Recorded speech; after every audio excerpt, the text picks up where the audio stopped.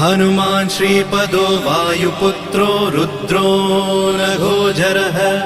अमृत्यवीरवीरश्च ग्रामवासो जनाश्रयः धनदो निर्गुणः शूरो वीरो निधिपतिर्मुनिः पिङ्गाक्षो वरदो वाग्मी सीताशोकविनाशकः शिवः शर्वत्परो व्यक्तो व्यक्तो धराधरः पिङ्गकेशः पिङ्गरोमा श्रुतिगम्यः सनातनः अनादिर्भगवान् देवो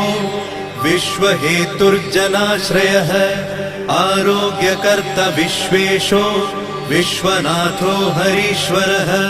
भर्गो रामो रामभक्तः कल्याणप्रकृतिस्थिरः विश्वम्भरो विश्वमूर्तिर्विश्वाकारश्च विश्वपः विश्वात्मा विश्वसेव्योऽथ विश्वो विश्वहरो रविः।